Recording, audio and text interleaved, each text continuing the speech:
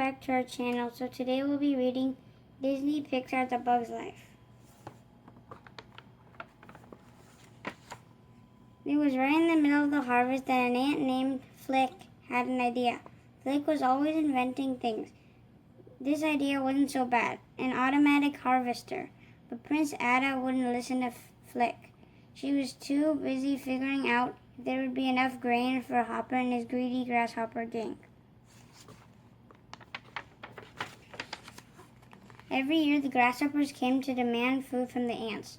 This year, for the first time, Ada was in charge of the harvest. Suddenly they could hear the grasshoppers coming. Ada was flustered. The queen took over. "Quickly, everyone, into the anthill. You too, Dot," she said to her youngest daughter. The ants left the grasshoppers' grain piled up on an offering stone. Flick ran for cover too, but as he was taking off his wonderful harvesting machine, he knocked the offering stone over. All the grain slid down into the dry, cracked riverbed. Hopper would be furious. Hopper was furious. Flick tried to stand up to him, but couldn't. Hopper grabbed Dot and threatened the terrified ants. "When I come back, I want to see twice the regular amount of grain, or else," he snarled. Flick knew that if the ants obeyed Hopper, they wouldn't have enough food for themselves. So he got another idea. "I could go get some bigger bugs to fight the grasshoppers," he suggested. Prince Ada and the Queen didn't like the idea, but they were glad to send Flick away. Only Dot had faith in him. "Bring back some real tough bugs," she called as he floated away on his quest. Far away from Ant Island, an audience of rowdy flies was booing yet another circus performance. P.T. Flea, the circus owner, had enough. "You're all fired," he yelled at his performers. Soon Flick arrived in the city. He had never seen anything like it. This was the place to find tough bugs. Flick found one out-of-work bugs in a run-down tavern. He thought they were warriors. They thought he was looking for circus bugs. Oops. The circus bugs thought Flick was offering them a contract to perform for the ants.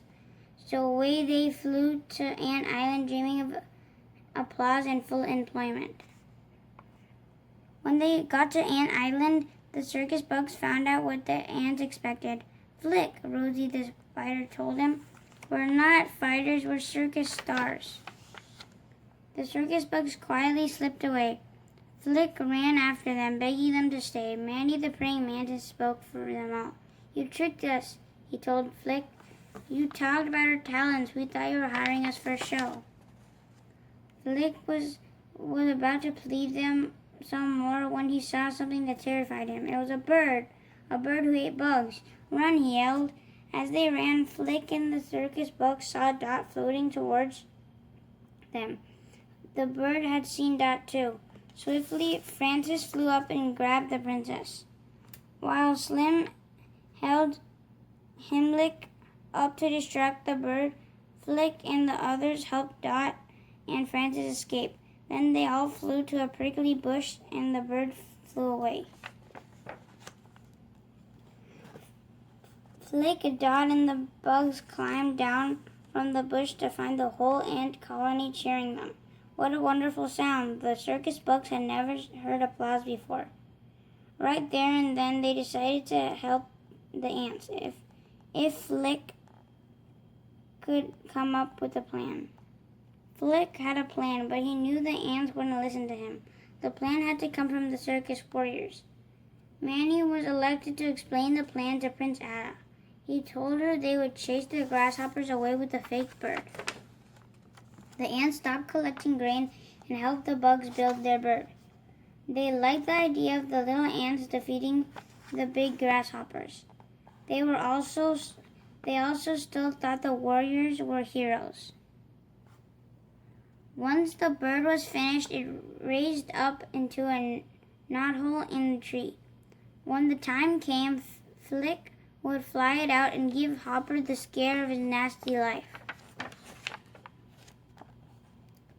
Far away from Ant Island, some of Hopper's gangsters were muttering to one another. Why should they go back to Ant Island? They already have plenty of food. Hopper didn't agree. There was that ant who stood up to me, he reminded the gang. If we let one ant stand up to us, they might all stand up. And then that goes our way of life. Hopper looked down, and not one grasshopper and his gang dared to disagree with him. Then let's ride, he ordered them. With a loud buzz, the gang took off for Ant Island. Meanwhile, Flick was telling the circus bugs that their work was finished. Now the bird was ready, they wouldn't have to stand fight. The circus bugs, however, didn't want to leave. They liked being heroes. Then P.T. Flea showed up. I'm looking for some circus performers, he told the ants. Flick tried to hide the truth, but the ants discovered that their warrior bugs were only circus bugs. The queen ordered the circus bugs to leave and to take Flick with them. Dot wanted to go to her friends, but her mother held her back. The ants knew that they couldn't fight the grasshoppers alone. Frantically, they started collecting grain again. But there wasn't enough time. The alarm sounded. The grasshoppers had arrived. Mother, Ada cried, what will we do? The queen had no answer.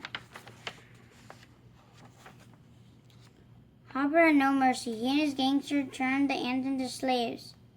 They were even planning to squish the queen. When Dot overheard this, she knew she had to do something, so she sneaked away to find Flick.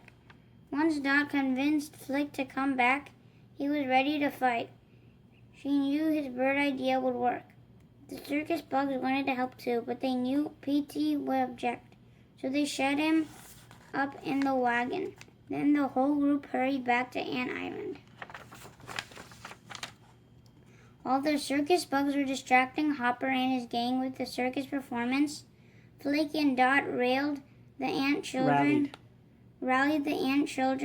Together they sneaked up to get the bird ready.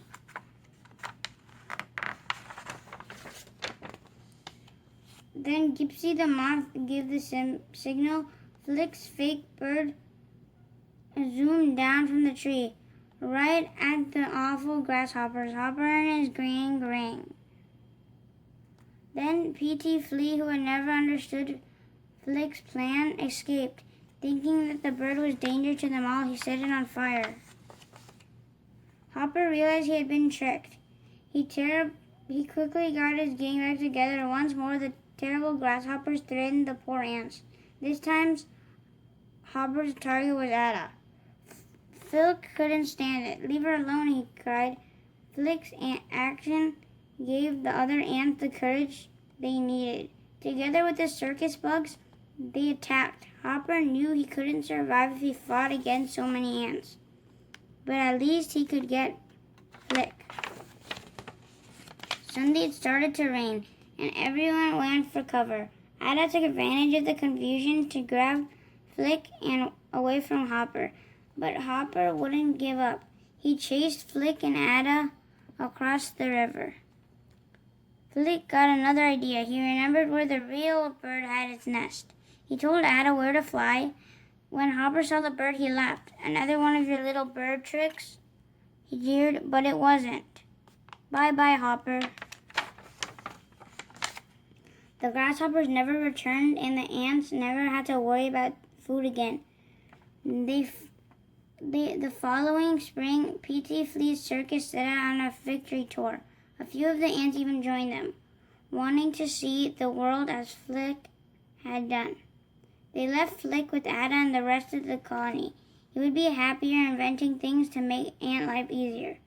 He had had enough adventure, and home was where he wanted to stay. Thank you for watching. Hope you guys enjoyed Disney Pixar's A Bug Life. And stay tuned for another book read coming soon. Take care. Bye. Bye.